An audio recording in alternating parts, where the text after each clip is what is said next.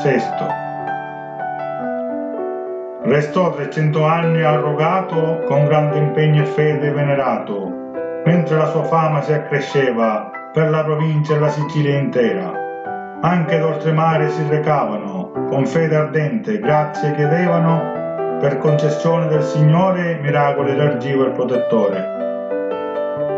Ma gli adraniti non si davano pace, dicevano quel santo ci appartiene, è nostro e ce lo devono ridare, perché nella sua terra vuol tornare. Un piano abilmente preparato misero a punto e fu presto compiuto. Di notte quell'orrendo misfatto dalla cappella il santo fu sottratto.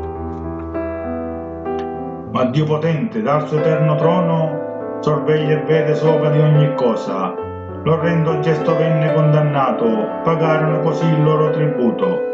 Pensavano di essere lontano in salvamento, giravano invece nei pressi del convento.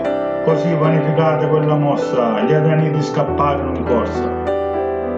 All'alba, quando cominciò a schiarire, i galli iniziarono a cantare, e le campane fecero un frastuono, anche la terra iniziò a tremare.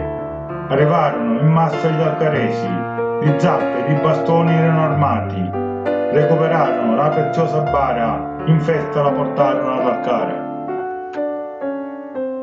Quando diventa ostile la natura, non può fare altro l'uomo che subire, ma può invocare la mano divina che pone fine ad ogni suo patire.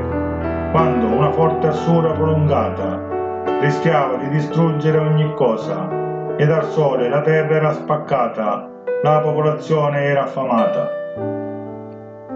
Non si riusciva niente a coltivare, nemmeno gli animali a dissetare.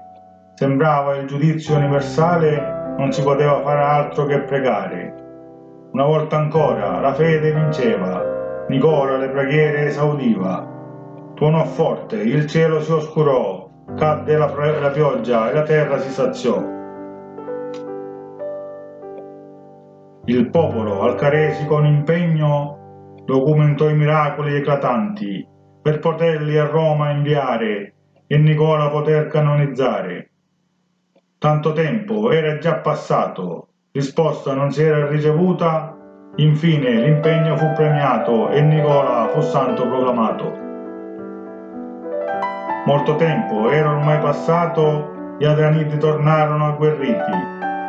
Dai militi la chiesa fu occupata, pure l'intera piazza circondata. Il sacro teschio venne sequestrato, in mano ad un ufficiale consegnato.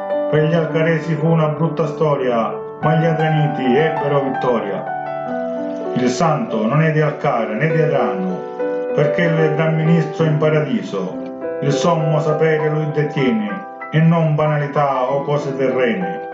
Di Alcara e di Adrano cittadino, perché Dio guidò il suo cammino, uniti nella fede e nell'amore per un comune santo protettore.